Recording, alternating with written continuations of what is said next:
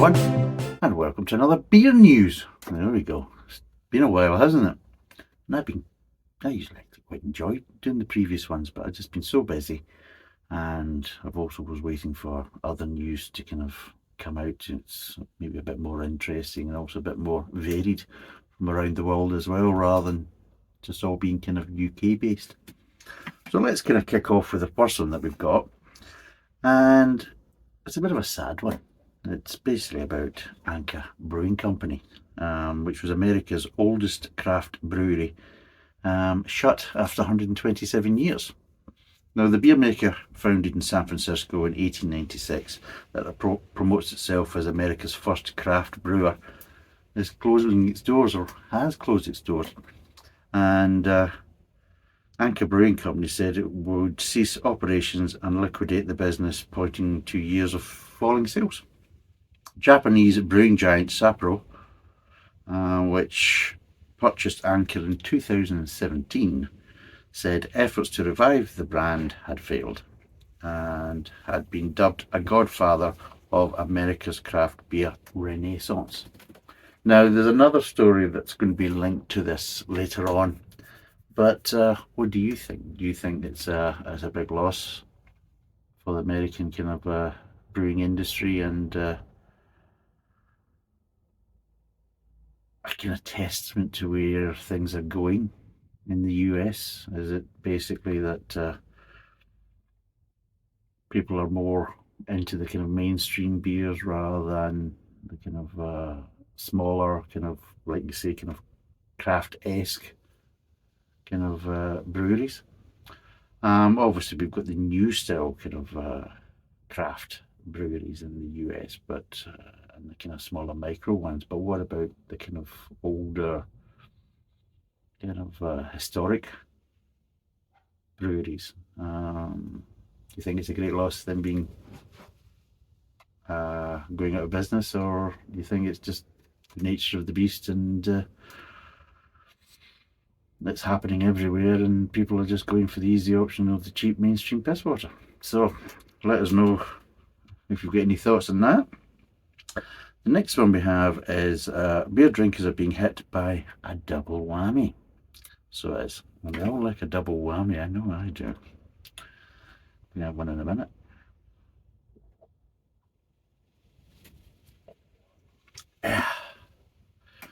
But yes, apparently a double whammy of having to pay more to get the same buzz as drinkflation bites. Now, this is a new term that they're kind of pushing now, is drinkflation. It's all these kind of buzzwords and clickbait words and all this nonsense.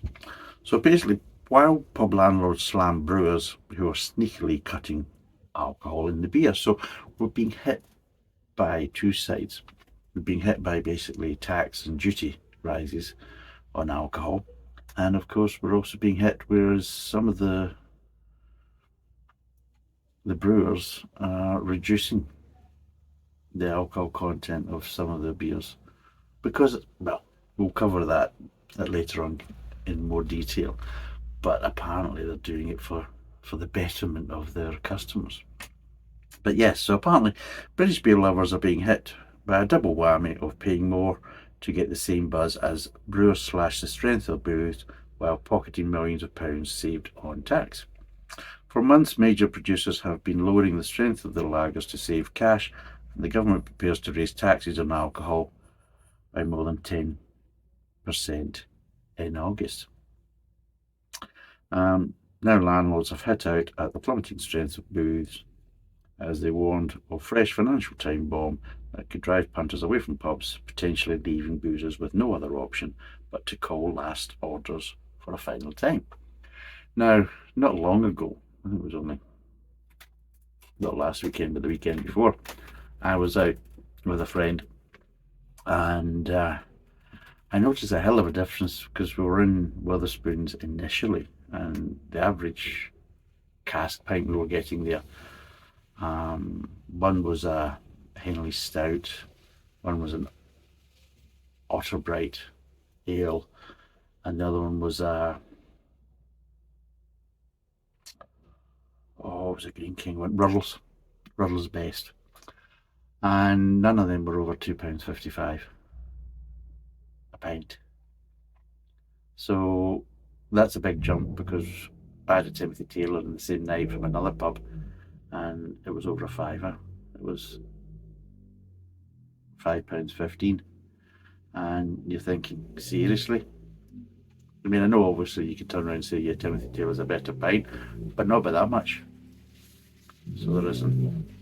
You know, it's just crazy. And yeah, it's quite annoying from that point of view. And maybe the pubs have a point that they're blaming the brewers, but I would only blame the brewers so much. Maybe dropping the alcohol content maybe played its part, but it also comes down to what you're actually charging for a pint. Now, it's all relative. The more you charge, well, I think probably the less people probably drinking it, unless they're going there for other reasons. But if they're going there for the booze, then if you're charging too much for it, then people ain't going to go. Yeah, well, that's my view anyway. I mean, sometimes people will go there because the food's good or something else and things like that, or just it's a nice environment. You can sit out and maybe get a nice beer garden or something like that, or maybe got a nice play area for kids or something. So there's a few different reasons why people will go to the pub. But if you're going there for a good pint and you're charging too much for it, regardless of the alcohol content, then my view is you're charging too much. People ain't going to go, regardless of how good the beer is. Just because, well, you're ripping the piss. I mean, people are suffering all over the place financially. So if you're charging more, regardless of the alcohol content of the beer, if you're charging too much for a pint of it, then in my view and my experience of people that I know and have drunk with in the past, they would say, well, no. If people feel they're being ripped off or you're ripping the piss with the price, then people aren't just going to go anymore. They're going to think, well, you're ripping the piss, I'm going to go somewhere else. So there you go. What do you think? Do you think the price of beer is getting too much? Do you think some pubs are ripping the piss? Or do you think the brewers are kind of playing silly buggers and trying to kind of profiteer a bit? Let us know. Tell us what you think. Now, the next one is again a wee bit of a sad one. There's not many positives, unfortunately, in the beer news. That was another reason why it took me so long to do another one, was because you're sitting there thinking, is there any happiness in this fucking industry? You know, everything's just going to the wall, and you know, you're either getting screwed, fucked, ripped over, pissed off, or things are just shutting. You know, it's like such a happy time. But yes, here's another one. Beer lovers shouldn't lose faith in Trappist breweries just yet. Now, this is basically a news story regarding not just Belgium, but also in other areas. There is Trappist breweries in other countries, Austria being one, Belgium, of course. There was even one, only one in the whole of the US, and unfortunately that shut as well. And this is what's happening, that seems to be that some of the Trappist breweries, just because the age of the brewing staff and everything else, because they're also Trappist monks, are just kind of retiring and they're not really being replaced. So yes, so in an area dominated by lagers, hazy IPAs and non-alcoholic beers, Trappist brews have remained a small but quintessential part of the global craft beer experience. Even as their existence is threatened due to factors like the rising cost of ingredients and an aging workforce, the handful that remain continue to churn out some of the most iconic beers in the world. The number of Trappist breweries in operation around the world tends to fluctuate, but they are typically never more than 13 or so at a given time. So that's where we're at just now, is unfortunately we're dropping below that level. And like you say, as an example, America's lost theirs completely. So they only had one and it's now shut. So they don't have any Trappist beer being made in the US. And of course, obviously, we lost a couple in Austria, and I think we lost a couple in Belgium. So again, do you think that Trappist beer and Trappist brewing still has a place in the world? Do you think basically people have moved on and it's just one of the things that maybe should remain in the past? I mean, how often do you drink Trappist beers? When was the last time you had one? Do you really, even when you're in the supermarket or any other place where you buy beer, do you consider them as part of your choice and options when you're looking to what you're going to be buying? And this is the situation, is that also with Trappist beers, they're usually of a higher alcohol content, and because of that, they're usually at a more premium price as well. And is that another thing, that maybe they're just becoming too expensive and too out of reach of normal people, just because of other financial constraints that's happening at the moment, and the prices going up in other areas of life? So yeah, I mean, I like Trappist beers, but I'm a bit different, because obviously when I buy beers, it's for different reasons, and a lot of it's to do with reviews. And a lot of times that the beers I drink for pleasure or from a more social point of view, quite a lot of it is the leftovers that I've got, because I've maybe had to buy multiples, or if I bought a keg to do a review, then again I'll only need a glass for the review. So again, I'm just working my way through finishing off, because I don't like to waste it. Obviously, if I do a review and it turns out to be a bad beer, it goes down the sink, and I've got other ones left, then I'll try and think of other ways how I can get rid of them. Maybe pop round and see a friend and dump them on them and that type of stuff. Oh, I'll put some beers for you. No, we don't need it just now. I'm nice to have a break. Yeah, you came for yourself. Hope he hasn't seen the review. That type of thing. But yeah. So again, yes, obviously when I go in there, I'm always looking for something different, something new, or something I haven't tried. So of course, everything is kind of open. Less so craft beer to a certain degree. If they've got gaudy kind of tins or cans, stupid artwork on it and silly colours, and then I try to kind of avoid them as much as possible. And if they say hazy, then well, there you go. It's like, you say hazy, I just say cloudy piss. But a lot of times it's the case, especially if it's more Trappist beers, if they're there and something different or something I haven't tried, then yeah, they are just as a viable option for me to buy as anything else. But what's it like from your side? Do you buy them? Are you interested in them? Or is it a case of don't give a fuck, don't drink them, shove them up your arse? So let us know what you think. Now we've got another one here. Now, it's kind of two stories in one. And first of all, Carlsberg UK has confirmed that Marsden's pedigree is no longer bottle conditioned. And they say the decision has been taken in the light of declining demand for bottle conditioned beers. Maybe more as there's a kind of a fall in demand for shitty beers. And pedigree has gone down over the years in quality, to the point is that a lot of people don't drink them like they used to. And it's nowhere near the beer it used to be. So maybe it's down to that. Maybe it's not down to, well, people aren't buying bottle condition. No, people aren't just buying your piss water anymore, because you've fucked about with it so much that nobody wants to drink it. And this is the other company, well, the other side of it, that the same company is griping and whining because they tried to sell their brewery setup in Russia, and just before they actually managed to kind of get everything settled and value everything and then put it on the market, just before that happened,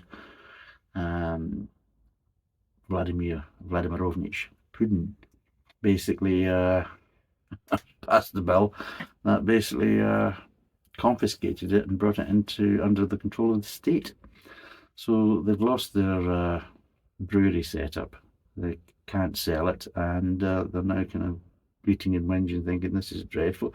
Well, it's nice to see somebody getting screwed, and especially the likes of Carlsberg, because you've been screwing your punters for years with your piss water. So it's nice to see you getting screwed back. I don't really want to see Vladimirovich Putin gain anything, because he's a little shit as well, but let's be totally honest. Nobody else is going to basically screw Carlsberg over, because hey, for some strange reason, these breweries can screw everyone else, but nobody seems to screw them. They get away with it. So it's nice to see that that's happening. But what do you think? Do you think pedigree has gone down in quality? And do you think people aren't really particularly bothered with bottle conditioned beers anymore? Do you think it's just a kind of a bit of a fad now, or do you even really notice a difference a lot of time with bottle conditioned beers compared to just standard filled bottles? Is it just a bit of a gimmick now because it's not really actually providing anything more to the product?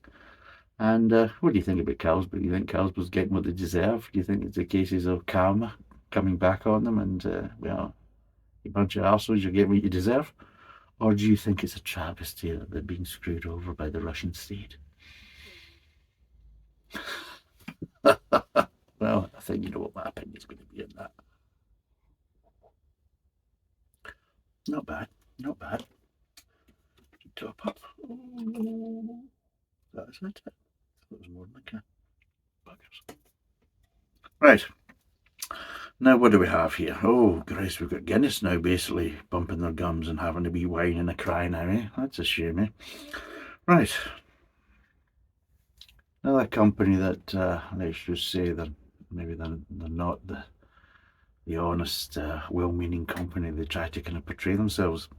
But apparently water crisis threatens supply of Guinness and other drinks, Diageo warns. Drinks giant used 17 billion litres of water across its group operations last year.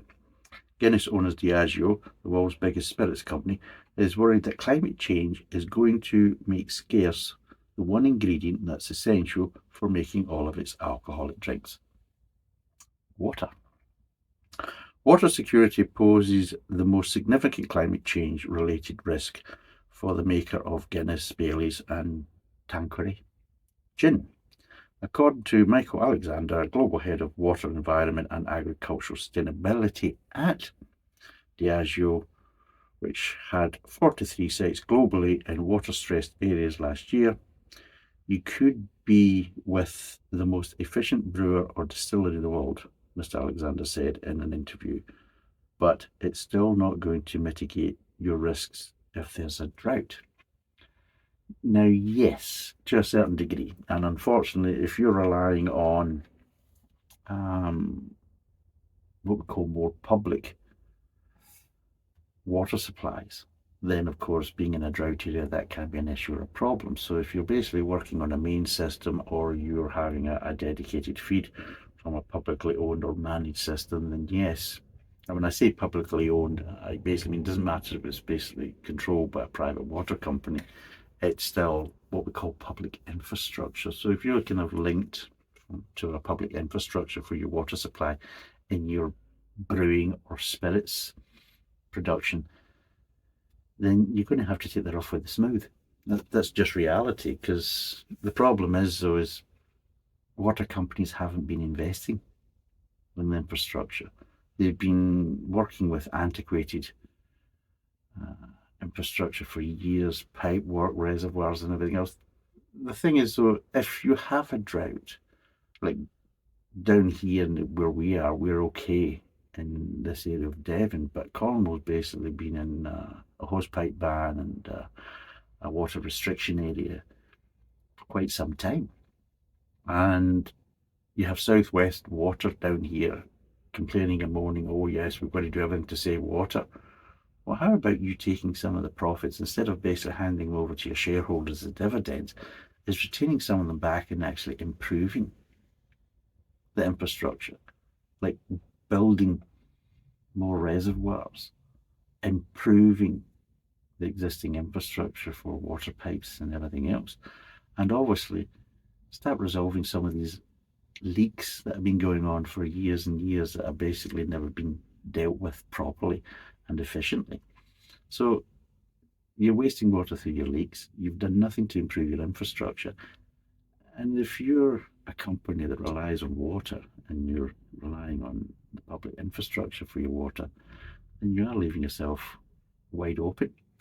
I remember back in one of my early days, and it was a local distillery, and what they did, now this was William Grant and Sons, and it was their Giving distillery. But they also did it in their other distilleries as well. But they realised that water was a big issue, and they also realised that when they were going to start selling off the state-run water system and privatise it, they knew that eventually there were going to be issues or problems, because they knew that it's a case as though that profits are more important than having a well-run, efficient company that's providing a good product to the customer. So what they did was they did a lot of investment into boreholes.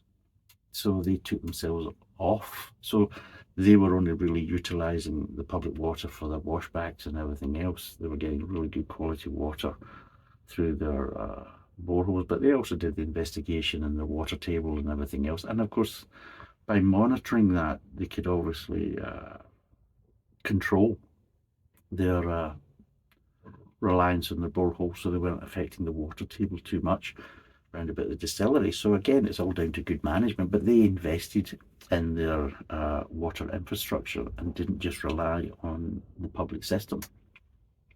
Now, if Guinness and Diageo haven't done that, then you've got to kind of look at them. But in saying that, a lot of Diageo distilleries are in bigger cities and in more industrial areas of these cities that they might not be able to do boreholes and everything else.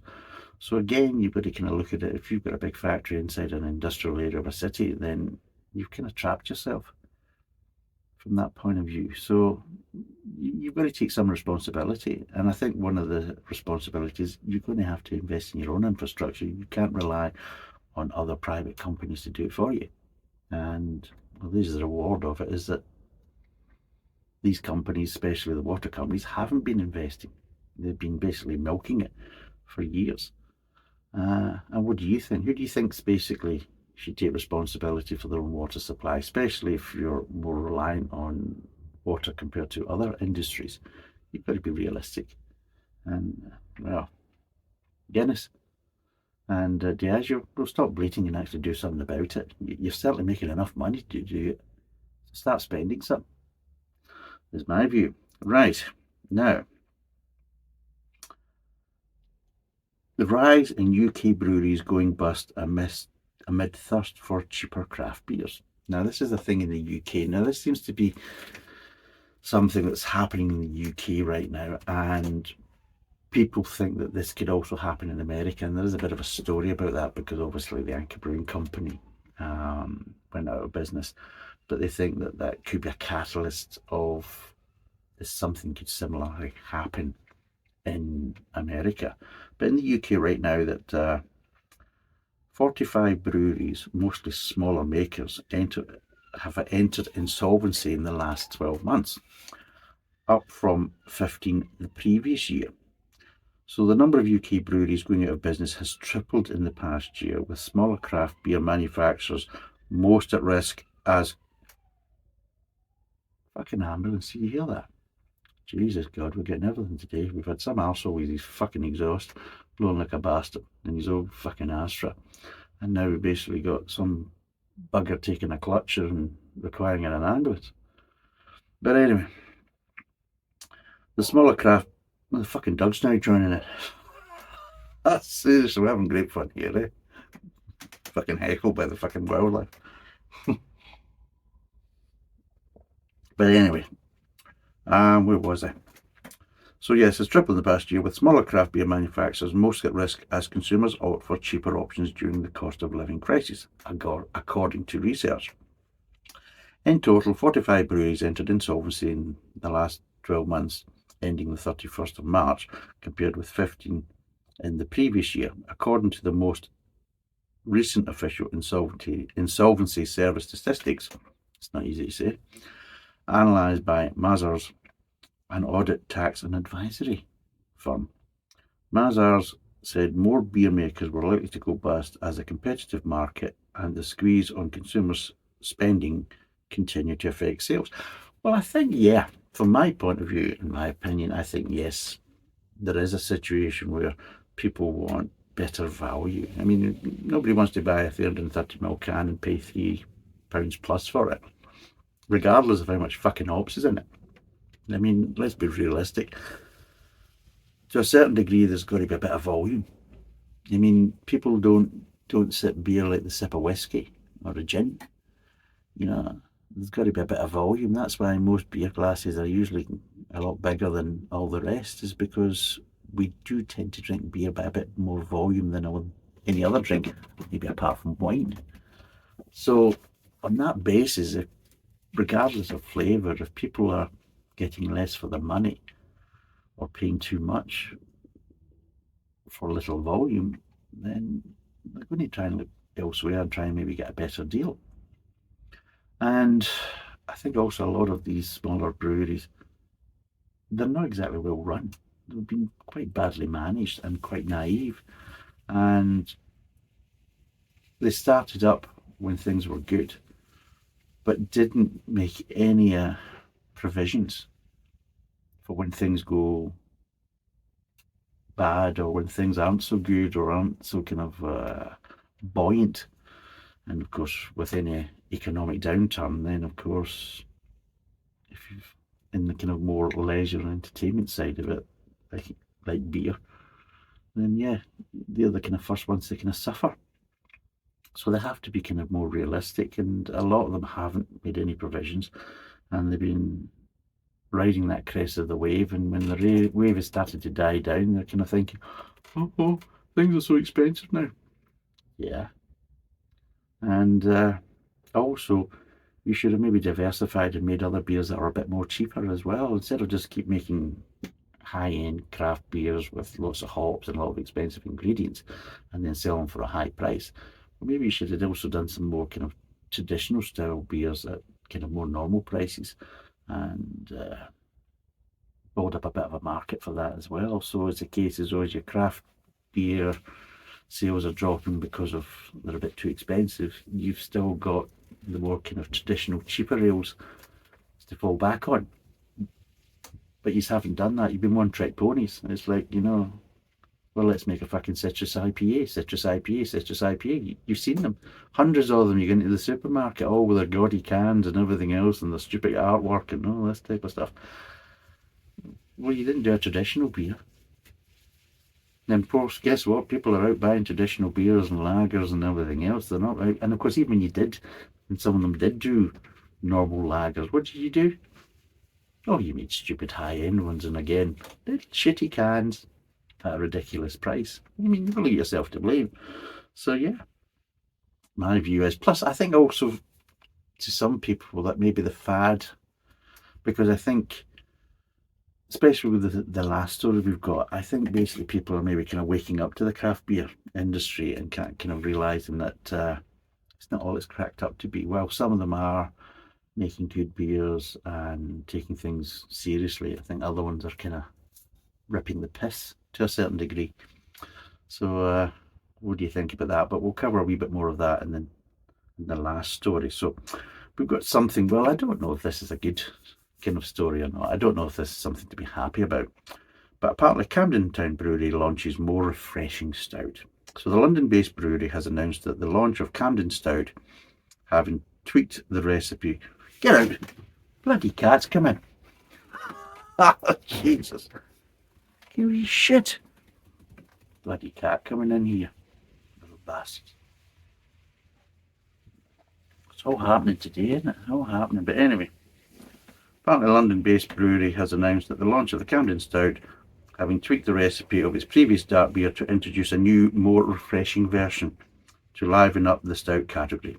Camden Stout has been made available exclusively in the on-trade, adding to Camden Town Brewery's on-premises portfolio alongside Camden Hells and Camden Pale Ale.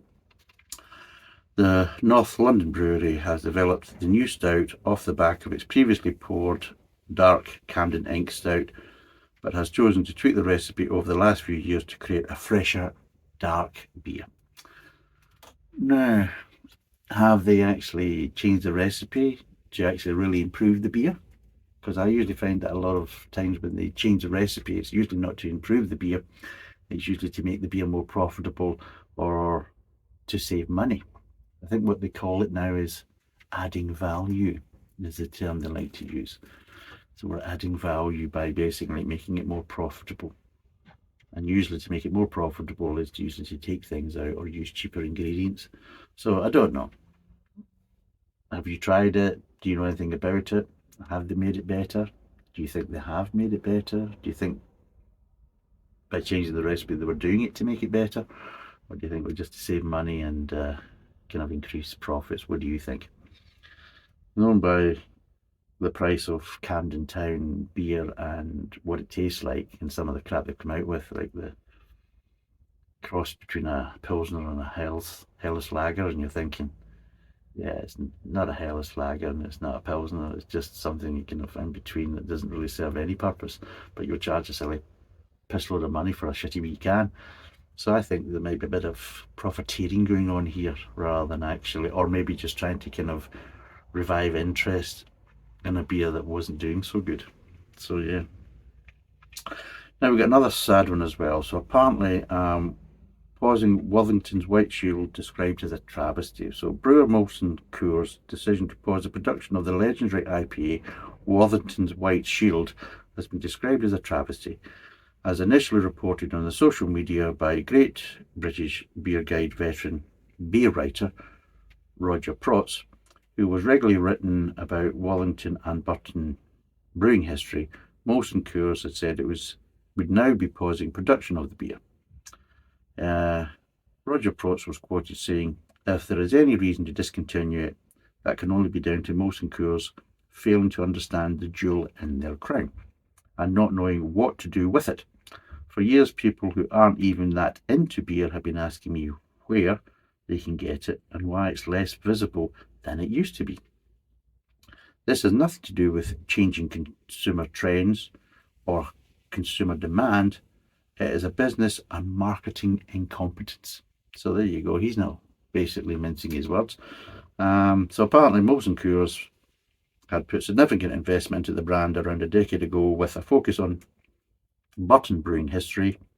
In 2010, it spent £1 million upgrading the William Worthington microbrewery at the National Brewery Centre on Burton-on-Trent to produce White Shield, which had already proven successful, winning Champion Bottled Beer of Britain, a prize it would win again in 2011. So it won it in 2010 and it won it in 2011.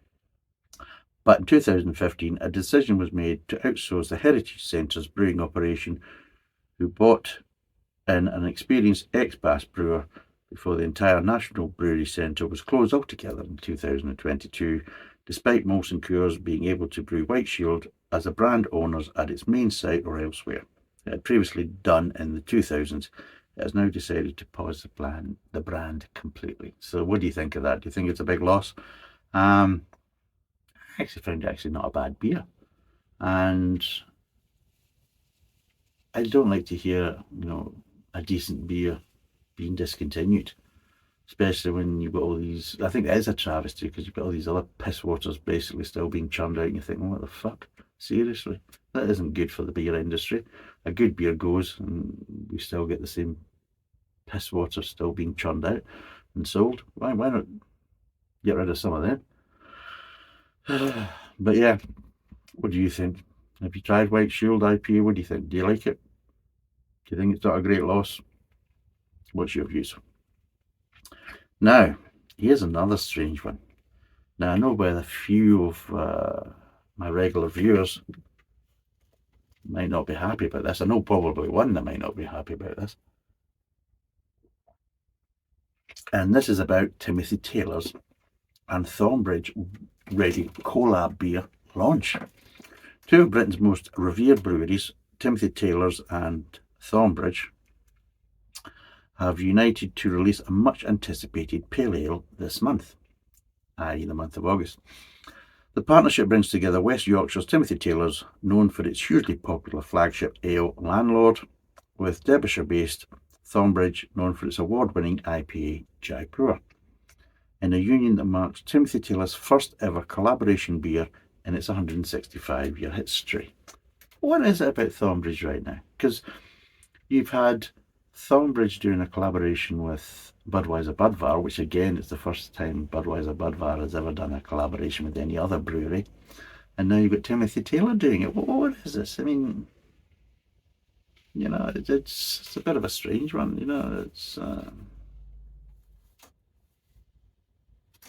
There's something about Thornbridge that we don't know. It's just a kind of a strange one. Why these breweries are now suddenly doing collaborations, and they seem to be picking Thornbridge. Now, I will be covering a bit more on Thornbridge because I will be doing a review of the beer that they did as a collaboration with Budweiser Budvar called Checkmates, and it's going to be a bit interesting kind of looking at it from the point of view of what other reviewers are actually saying and what I know about the beer. There seems to be a kind of a miscommunication or a misunderstanding that certain reviewers seem to think it's more closely linked to the Czech Republic and Czech beer than what it really is. But we'll cover that in the review. But yeah, so what do you think with this situation with Thornbridge? Why is it suddenly so popular? Maybe there's a shit taste of chocolate or something. I mean, but anyway, what are they saying? Speaking to the drinks business, Thornbridge CEO Simon Webster said, having drunk and enjoyed Landlord long before Thornbridge had even started brewing, it's been fantastic for myself and the team to be involved in their first ever collaboration. The new beer, which is going to be a 4.2 ABV elderflower and gooseberry pale ale named Artisan. I don't know, I just seem to have this urge to do the kind of shake the beans kind of Nescafe wave, as we used to call it in Scotland. Artisan, seriously, for fuck's sake. Was brewed at Thornbridge Brewery and will be available across the UK in cask, keg and 440ml can across both on and off trade. So there you go. So 4.2, but elderflower and gooseberry pale ale, does it sound appetising? What do you think of the actual name, Artisan? Do you think it's a bit arty-farty, or do you think, yeah, good name, tells it exactly what it is? And strange how it's a collaboration, but it's being brewed again by Thornbridge. Well, what is this? Is Thornbridge dropping their panties and just basically offering maybe ridiculous, how would you say, offerings? Are they maybe offering cheap brewing costs or whatever to try and kind of entice these collabs? Because Budweiser Budvar, their collab with Thornbridge, and again Thornbridge is actually doing all the brewing, and now it's a case of with Timothy Taylor, and they're really close, they're not that far away, and again it's Thornbridge that's going to be doing it. So I mean, is it maybe it's a case of that Thornbridge is trying to keep their brewery going because maybe production volumes are down because of sales, and they're trying to kind of pick up the slack by maybe doing some collabs with other well-known breweries, but they're doing it because they're trying to keep their volumes up.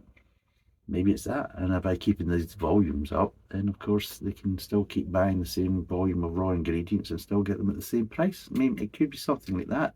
It could really be just down to a business decision, just to try and kind of keep things ticking over when things are a bit in a downturn.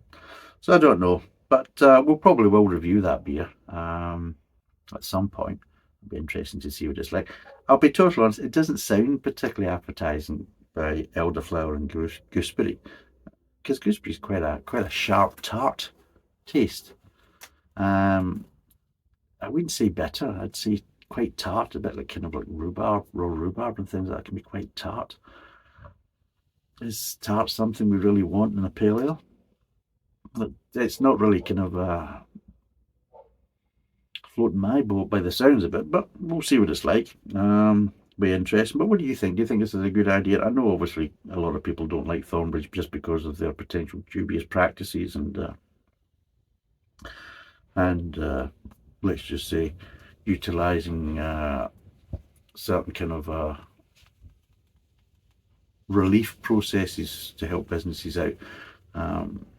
There's accusations that they're taking advantage of this, maybe in not a kind of honest and open way.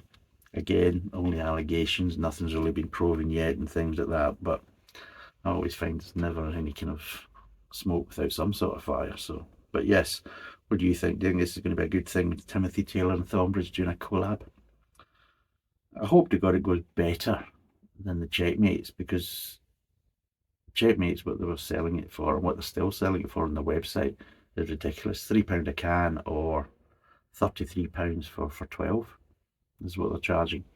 Or you can get 20 cans in a Ponzi kind of Budweiser glass for 50 quid. So they're kind of ripping the piss when they're selling it on their website. So is this again going to be another one where it's going to be sold on the website for a ridiculous price?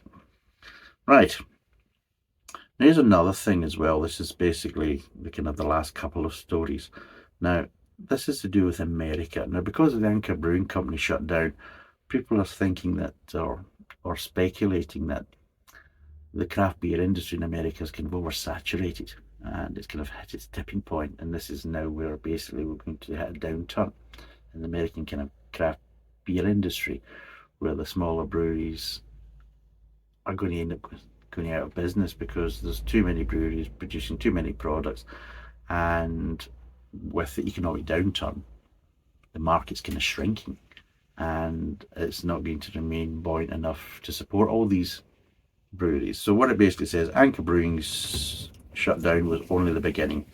As America's oldest craft brewery closes, tough times might be ahead for craft beer. The announcement that Anchor Brewing would be closing this month was a shocking moment for the American beer industry. For the past few decades, beer in the United States had enjoyed its golden age, with local and regional breweries multiplying exponentially, with the overall variety and quality of beer available to your average drinker vastly improving from the microbrew dominated days of the 1980s and 90s. The driver of all this was craft beer, which saw years of double-digit growth from the 2010s as the number of micro and regional breweries increased nearly fivefold from 2000 at the beginning of the pandemic. Anchor was always an outlier in craft beer. It was over 100 years old, yet as a formerly independent brewery that gained national prominence, it had symbolised the new millennium's movement away from beer moths like Coors and Anheuser-Busch, which we already know what's happening with them right now.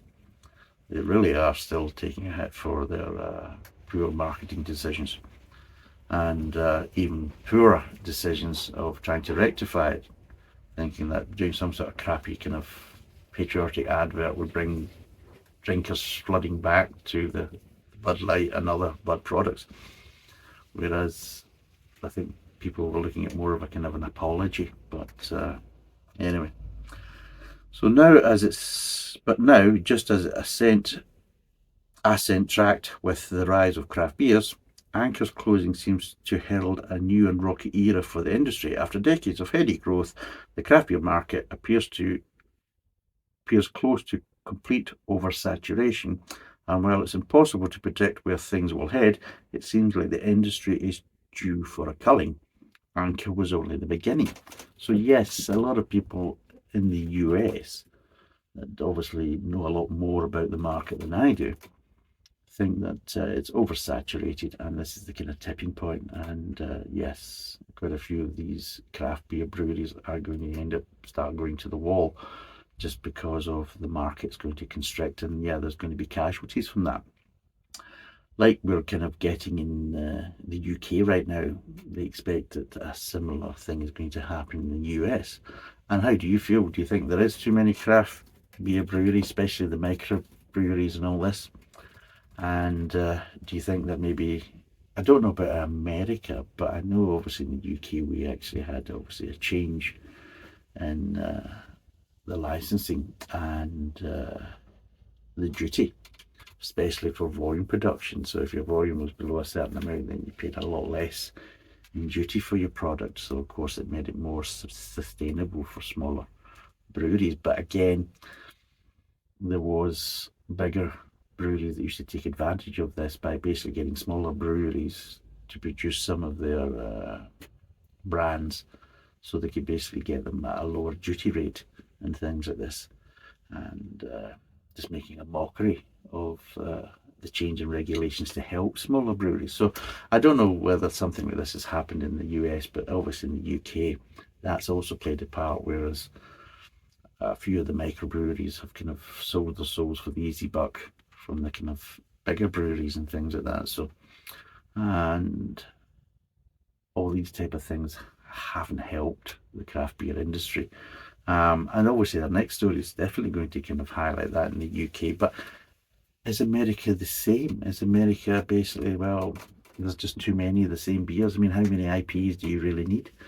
And if you have loads of beers that all kind of taste roughly the same, is it maybe that not only is the price too high, but the variety isn't really there either? It's just the kind of same old, same old. Oh God, look, another IPA, another hazy IPA, another West Coast, another APA. Oh God, it's like that type of situation, and that's what we were getting a lot in the UK.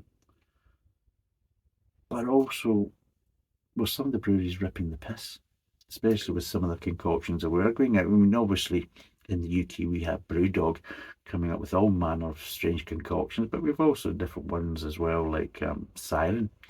They've done some strange concoctions. So we've had a few breweries that have done strange concoctions over the years and strange kind of flavour profiles round about the kind of IPA and pale ale, to the point is that you're thinking, seriously?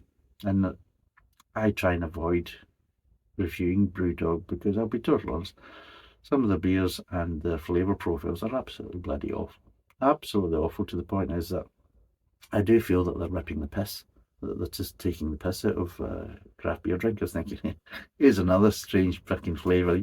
You'll love that because you're fuckwits. I mean, that's what it feels like sometimes. And no more than the next story, because apparently Aunt Bessie's flavoured beer available at Morrison's. Apple crumble, roast dinner, sticky toffee pudding are the flavours of Morrison's latest unbeer livable new product. The supermarket has launched a new 4-pack of beers containing flavours from Aunt Bessie's Northern Monk Brewery. So you've got the apple crumble and custard pale ale, roast dinner brown ale, and sticky toffee pudding and custard porter, which is currently exclusive to Morrison's as the newest flavours to hit the shelf. Beers are available from just over £2.50. The new flavours were inspired by the overwhelming response received by the Aunt Bessie's Northern Monks Jam, Roly Poly and Custard Pale Ale that was out last year. The Jam, Roly Poly and Custard will be included in a mixed 4-pack alongside the 3 new flavours, which will launch at a promotional price of £5.50, reduced from £6.75. So there you go. And I think they're roughly about 440ml cans, so I think they're a little bit bigger than the 33. There's a 330ml can, so they're a bit bigger, but £5.50 for 4 of them. Now, I have watched some reviews on these beers, which is fine because I'm never going to review them. I'm not going to buy silly beers like that to review them, because I feel that if people want to drink them or want to know if they're good, then go watch the other arseholes that are buying them and reviewing them, because I ain't one of them. Because I think they're a joke. And at the end of the day, I'm not buying joke beers. They're like novelty beers. They're like just stupid things. It's like basically people kind of buying kind of stupid costumes for Halloween and things like that. It's like that. It's just novelty bullshit. And it feels like it's ripping the piss. And especially when they're not doing it at certain times of the year, where you think, oh, well, maybe they'll bring it out just because it's that time of the year. But if you're just doing it in the middle of the summer, then why are you releasing this stuff? And going by what the review reactions are, most of them have been bloody awful. Most of them have basically said that this is just piss water that's completely undrinkable and just dreadful. One even described one of them smelling like sick. I'm sorry, but how is that a good thing? And I've always said, just because you can doesn't mean you should. And are craft beer breweries ripping the piss and just taking the mickey out of this, what they class as the stupidity of craft beer drinkers, thinking, well, the most craziest concoctions and flavours we come out with, no matter what, you keep buying it, so we'll just keep on doing it. We'll come out with the most stupidest flavours, and yeah, you'll buy it because you're fuckwits. I mean, Is it that? Is that what they think of their customer base? Because I've got to ask that question, because I'm starting to think there's got to be an element of truth in that. There's got to be a certain level of contempt with some of the products that they're bringing out, especially for their regular customer base.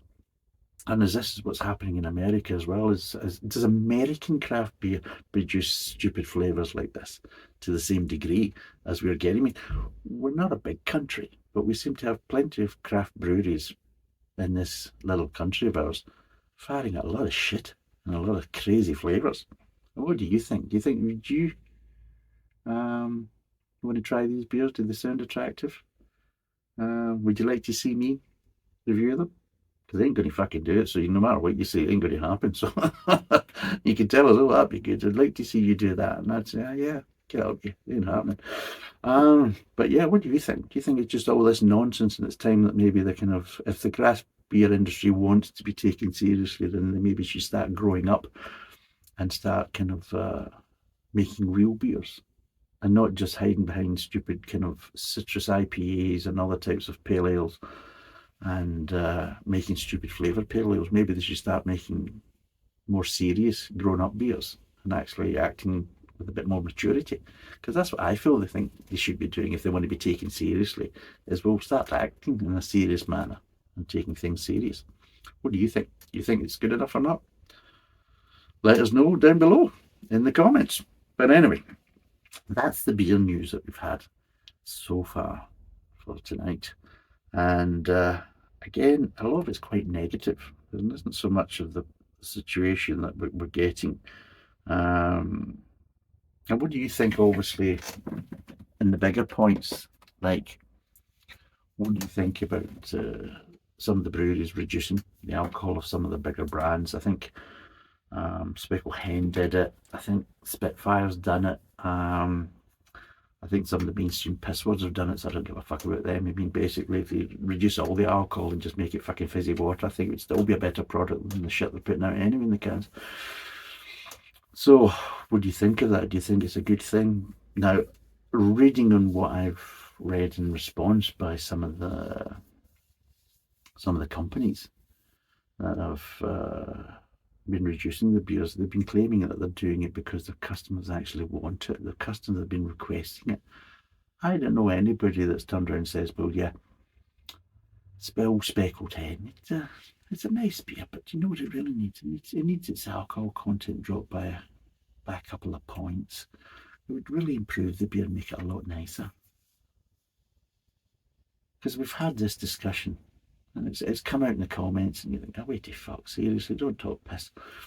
So yeah, what do you think of that? Do you think that's a good thing or a bad thing? Do you agree with it? Do you think it is just basically profiteering by the bigger breweries? Because I don't feel it's going to provide a better product unless it's Stella Artois, because it seems to be, as the alcohol content goes down with Stella Artois, the chemical aftertaste kind of reduces a bit. So maybe they get close to zero. Maybe they do a non-alcoholic version. It's going to be actually maybe slightly palatable.